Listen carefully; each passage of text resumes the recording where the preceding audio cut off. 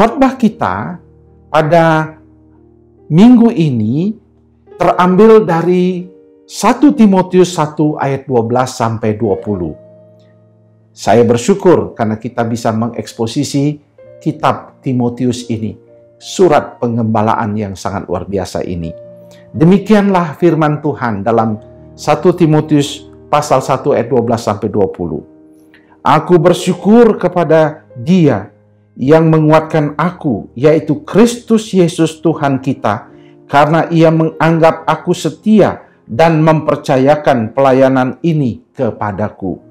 Aku tadinya seorang penghujat dan seorang penganiaya dan seorang ganas, tetapi aku telah dikasihaninya, karena semuanya itu telah kulakukan tanpa pengetahuan, yaitu di luar iman.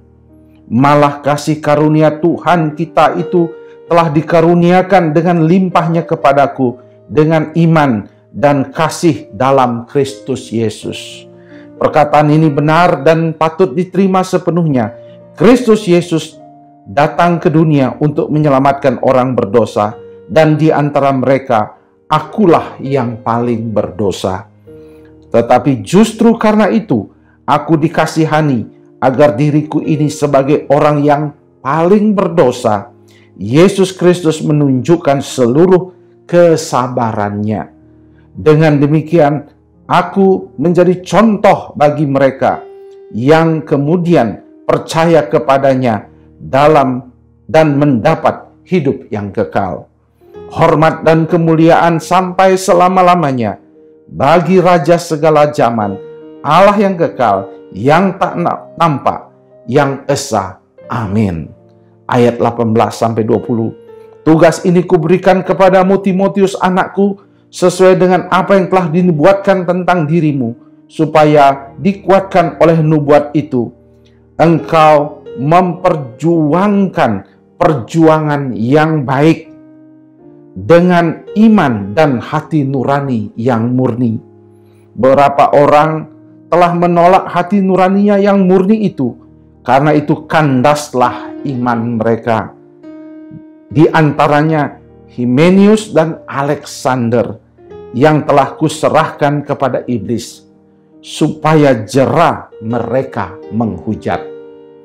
Ayat ini yang dari ayat 12 sampai ayat yang ke-20, kita akan melakukan eksposisi, dan saya akan mengambil tema yaitu tentang memelihara iman di tengah tantangan. Bapak, Ibu, Saudara yang kekasih Jemaat Geraha Family, pandemi memang sudah mereda. Namun, ancaman masih mengintai. Dengan kata lain, kita masih dilanda ketidakpastian. Ada yang mengatakan mungkin akan ada lagi gelombang ketiga. Saya tidak tahu ada berapa gelombang lagi yang akan datang. Tetapi kita tetap berdoa, kita tetap percaya Tuhan pasti mengatasi, mampu mengatasi, dan kita semua mampu mengatasinya bersama dengan Tuhan. Tetapi hari ini tetap kita diliputi dalam ketidakpastian di sekitar kita. Oleh sebab itu, memelihara iman kepada Yesus dalam situasi seperti ini tidaklah semudah yang dibayangkan. Kondisi ini pula sama persis seperti yang dialami oleh jemaat mula-mula yang ada di Efesus, yang digembalakan oleh Timotius. Kalau kita melihat konteks daripada surat ini, yaitu surat Timotius, Paulus mengirimkan surat ini yang disebut dalam ilmu teologi atau kita belajar biblika surat pengembalaan, pastoral epistles. Tujuan daripada surat ini untuk menguatkan kepemimpinan Timotius di dalam memimpin jemaat, di mana jemaat yang dipimpinnya itu dia sendiri sedang menghadapi tantangan, ujian kepemimpinan. Ada penghujat di sana. Ada orang menghujat akan pelayanan yang telah dilakukannya. Tetapi pada sisi lain di dalam dunia di sekitar mereka, di luar jemaat atau tantangan eksternal, gereja masih mengalami yang disebut dengan aniaya. Jadi tantangan di dalam, ada hujatan terhadap pelayanannya, tetapi di luar juga ada aniaya yang sedang terjadi. Itu sebabnya di dalam surat 1 Timotius pasal 1 ayat 12-20 ini, kita akan melihat bagaimana Paulus ingin menguatkan Timotius dengan ucapan-ucapan yang terbagi dua. Yang pertama, dari ayat 12 sampai ayat 17, berbicara tentang personal witness atau kesaksian pribadi Paulus. Bagaimana perjalanan pelayanan dia dengan tujuan supaya Timotius dikuatkan. Lalu bagian yang kedua dari ayat 18 sampai 20, kita akan menemukan bagaimana Paulus memberi penguatan kepada Timotius. Oleh sebab itu, Bapak Ibu, Jemaat Geraha Family yang berbahagia, kita melihat dulu ayat 12 sampai 17, bagian yang pertama itu, yaitu kesaksian Paulus dalam perjalanan pelayanan dia. Waktu dia menulis surat ini, ia memulai dengan suatu pengucapan syukur di dalam ayat 12. Dikatakan, aku bersyukur kepada Dia yang menguatkan aku, yaitu Kristus Yesus, Tuhan kita, karena Ia menganggap aku setia dan mempercayakan pelayanan ini kepadaku. Dengan personal witness atau kesaksian pribadi ini, Paulus ingin menyatakan bahwa ketika saya melakukan pelayanan, ketika saya melakukan apapun dalam kehidupan saya selalu pada akhirnya akan mengatakan bersyukur kepada Tuhan karena Ia telah menguatkan saya. Ia telah menganggap saya setia dan mempercayakan pelayanan ini. Prinsip ini penting. Ketika kita melakukan perjalanan pelayanan kita sebagai orang percaya, kita harus ingat pentingnya mengucap syukur kepada Tuhan. It's look simple, seperti kelihatan sederhana Bapak Ibu ya.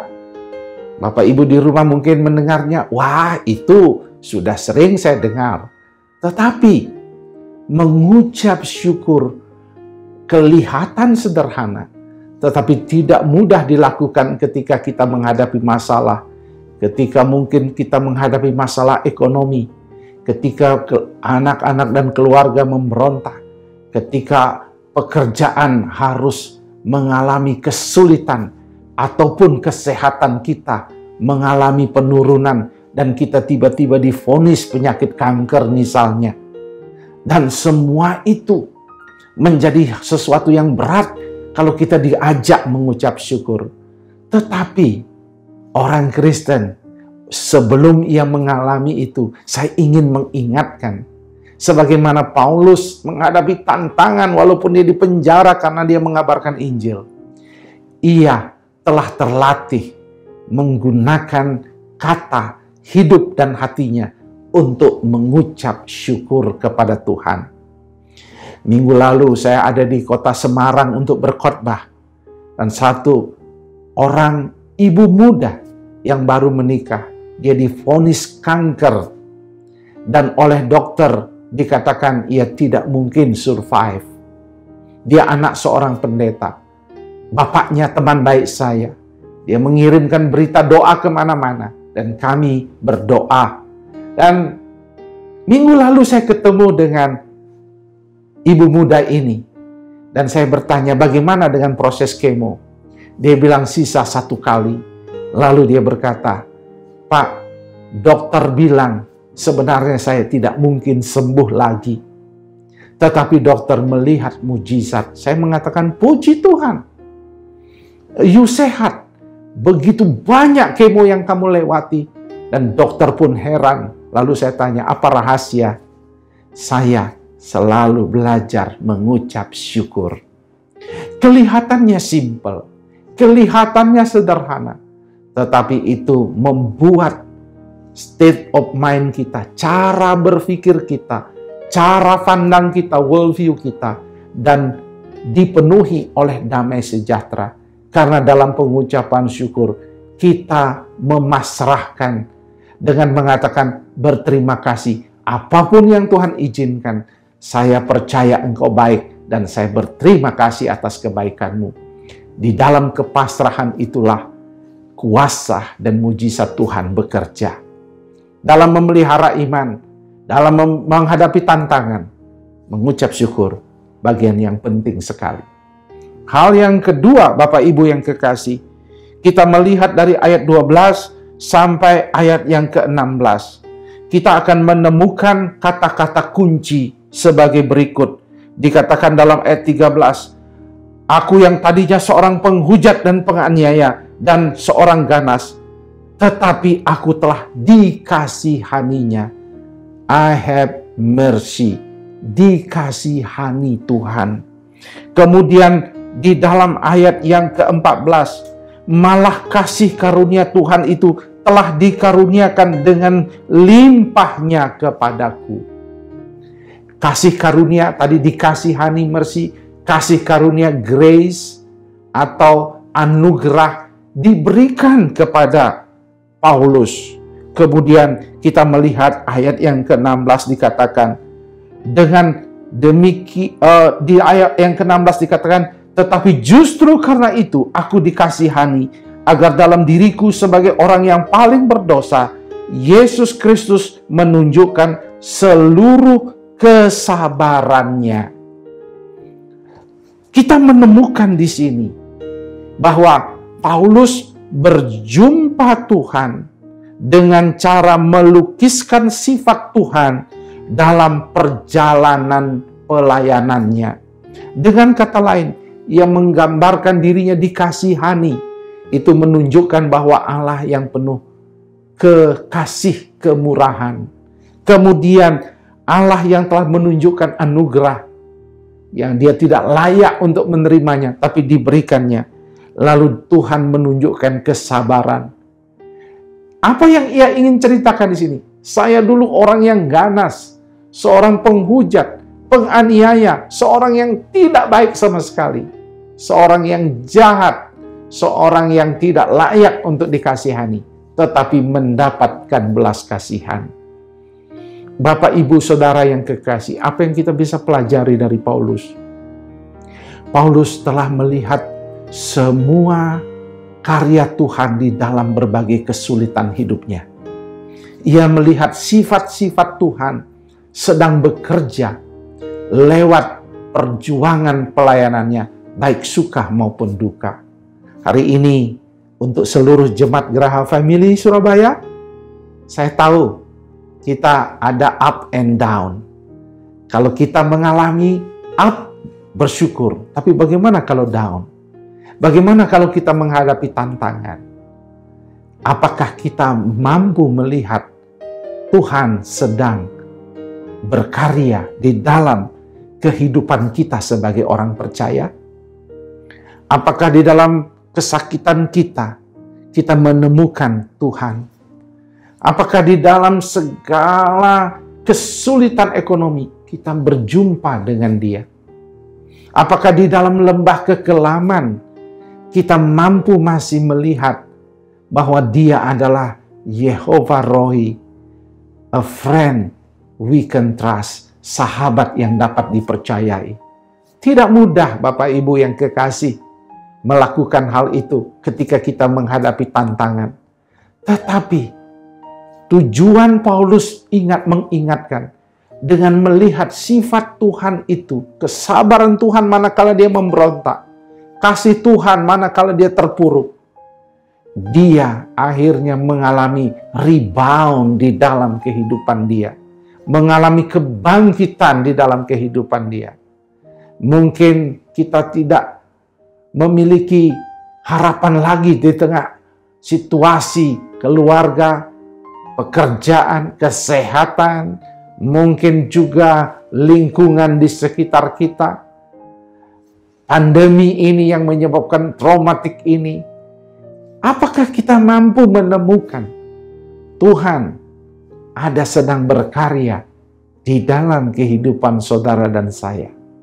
Di dalam segala masalah itu, apakah Tuhan sedang berkarya? Itu yang kedua, menemukan Tuhan dan melukiskan sifat-sifat Tuhan di tengah-tengah semua perjalanan pelayanan Dia. Yang ketiga, kita melihat ayat yang ke-17, hormat dan kemuliaan sampai selama-lamanya bagi Raja segala zaman. Di ayat 17, dalam personal witness, kesaksian pribadinya, Paulus membuat satu pujian yang dikenal dengan gereja mula-mula, gereja Kristen yang disebut dengan doksologi. Apa itu doksologi? Suatu ucapan pujian yang memuliakan Tuhan. Nah, di dalam pergumulan berat ini pun kita belajar bagaimana Paulus tetap menyembah Tuhan dan memuliakan Tuhan. Apa yang kita bisa pelajari, jemaat Graha Family yang berbahagia? Yang bisa kita pelajari, di tengah tantangan, kita harus tetap menyembah Dia, memuliakan Dia, memuji Dia. Mungkin ini bukan sesuatu yang asing terdengar, tetapi Bapak Ibu yang kekasih, ini tidak mudah dilakukan. Karena bisa jadi kita akan melakukannya secara tradisi, atau ya, ini sudah biasa kita lakukan. Rutin, otomatis, autopilot, kita memuji menyembah Tuhan. Tetapi pernahkah kita melakukannya dengan sungguh-sungguh keluar dari hati kita? Ini adalah sebuah proses pembelajaran yang terus-menerus harus kita lakukan. Sebuah proses perjalanan iman yang harus terus-menerus kita lakukan. Paulus ketika dia menghadapi kesulitan bersama Silas di penjara Filipi, ia tidak tahu cara solusi yang terbaik di dalam menghadapi tantangan. Dia menghadapi bagaimana nyawanya terancam karena mengabarkan Injil. Tetapi yang dia bisa lakukan adalah menyembah dan memuji Tuhan. Dan apa yang terjadi? Tembok itu kemudian roboh. Banyak orang lari, tapi Paulus tidak lari.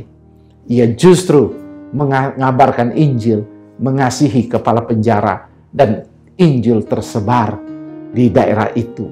Bapak Ibu yang kekasih, ketika kita hopeless, tidak ada lagi yang kita bisa buat. Yang kita bisa buat adalah sembah Dia, tinggikan Dia, agungkan Dia. Mungkin tidak setiap hari, setiap saat 24 jam kita mengagungkan Dia, tapi berikan Dia waktu secukupnya di dalam penyembahan kita.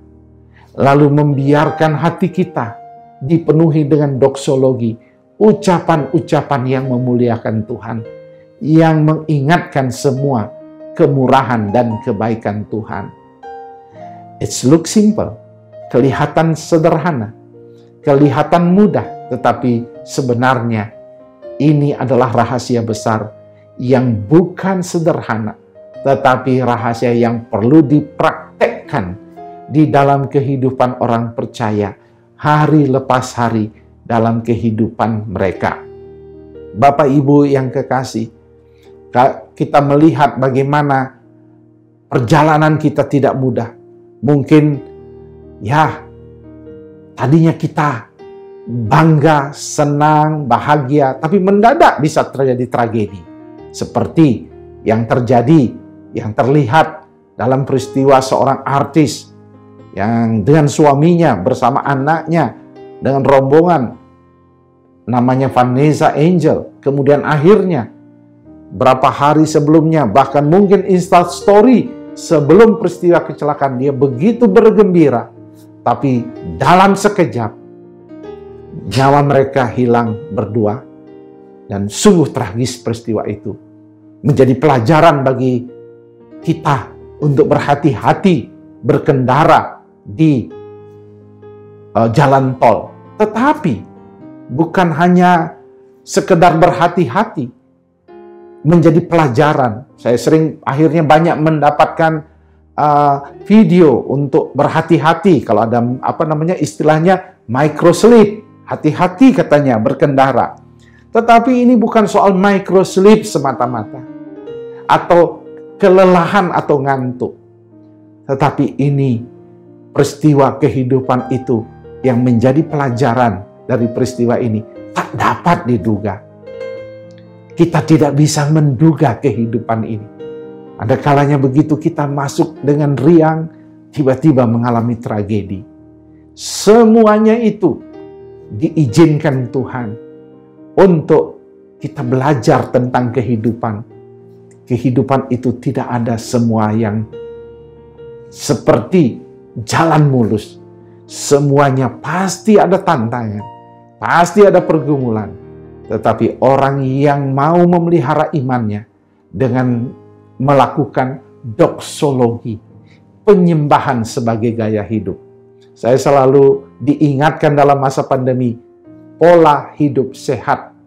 Makan yang benar seperti ini, buah dan sebagainya, pola hidup sehat. Tetapi, pernahkah kita belajar tentang pola hidup sehat secara rohani? Pernahkah kita memikirkan sehat rohani kita, iman kita? Ini yang saya tantang jemaat Geraha Family di Surabaya. Ayo, kalau Bapak Ibu sudah biasa punya pola hidup sehat secara jasmani seperti olahraga, makan ini, minum ini yang baik, dan seterusnya pola-pola diet yang tepat. Mari kita juga belajar tentang pola hidup sehat secara rohani. Dengan cara mengucap syukur, melihat Tuhan dalam semua peristiwa, baik apapun itu suka dan duka. Dan yang ketiga, mampu menyembah Tuhan, senantiasa menyembah Tuhan sebagai gaya hidup kita sebagai orang percaya. Itu bagian yang pertama. Dan bagian yang kedua, bagian yang terakhir adalah bagaimana ada penguatan untuk Timotius. Kalau kita melihat ayat 18 sampai ayat yang ke-20, setelah ia memberikan personal witness, bagaimana dia menjalani pelayanan itu, maka sekarang logikanya adalah, hei kamu Timotius, kamu yang sudah dinubuatkan untuk pelayanan ini, kamu yang telah diberikan kepercayaan untuk mengembalakan jemaat, walaupun kami masih muda, ingat itu. Saya akan memberikan kamu nasihat. Bagian kedua ini berupa nasihat, yaitu yang pertama dikatakan di situ, supaya kamu memperjuangkan perjuangan yang baik dengan iman dan hati nurani yang murni. Di dalam tantangan yang berat, di dalam perjuangan masalah internal jemaat yang ada oknum-oknum yang suka menghujat, dan di luar sana begitu banyak aniaya. Tidak mudah bagi gembala muda untuk bertahan. Tetapi dalam tantangan itu ia menasihatkan, ayo berjuang, memperjuangkan dengan perjuangan yang baik. Fight, lawan. Ya, itu yang dimaksudkan. Dengan cara apa? Iman yang murni. Artinya iman yang bergantung sepenuhnya kepada Tuhan. Dan hati nurani yang murni. Artinya membiarkan Roh Kudus menguduskan cara berpikir kita. Sehingga conscience kita, kesadaran diri kita, hati nurani kita, tulus dan murni adanya. Artinya sejalan dengan kehendak dan tuntunan daripada Tuhan sendiri. Saudara, tidak mudah menghadapi serangan-serangan, menghadapi fitnah, menghadapi gosip, menghadapi serangan dari luar dan seterusnya. Rasanya kita ingin menghadapinya dengan cara-cara mereka juga. cara-cara gosip juga, cara-cara fitnah juga, cara-cara kekerasan juga. Tetapi Tuhan ingatkan, kalau engkau berjuang, jika engkau fightlah, berjuanglah, tapi dengan cara iman yang murni, hati nurani yang murni. Artinya, cara kita, tujuan dan cara harus sejajar. Tidak boleh tujuan menghalalkan segala cara. Kita boleh memperjuangkan iman, tetapi dengan cara yang benar. Mungkin hari ini Jemaat Geraha Family sedang menghadapi tantangan, hujatan. Ayo fight. Jangan menyerah. Ayo aktif pelayanan. Ayo dukung pelayanan gereja. Ayo support pelayanan. Oh banyak, aduh begitu saya terpukul dengan pergumulan saya, kesehatan saya, keluarga saya, begitu terpukul. Ingat, iblis ingin membuat kita terpukul. Maju Bapak Ibu, mengatakan, Tuhan, Engkau sudah begitu mengasihi saya. Saya memang banyak kekurangan, keluarga saya banyak kelemahan, tetapi saya tidak akan mundur. Karena itu, saya mau maju. Karena saya tahu, kalau saya mundur, saya pasti kalah seluruhnya. Saya mengexcuse kekalahan itu dengan mengatakan, wah saya tidak layak. Akhirnya kita menjadi orang kalah dalam kekristenan. Ingat, tantangan, godaan yang membuat kita jatuh, tidak pernah akan membuat kita hilang semangat untuk fight. Karena iblis memang raja penuduh, tetapi kita mau fight. Jadi perjuangkan Bapak Ibu dengan iman dan hati nurani yang murni. Dan yang terakhir, harus mewaspadai orang yang tidak mau menggunakan hati nurani yang murni, ayat 19. Berapa orang telah menolak hati nurani yang murni, dan karena itu kandaslah iman mereka.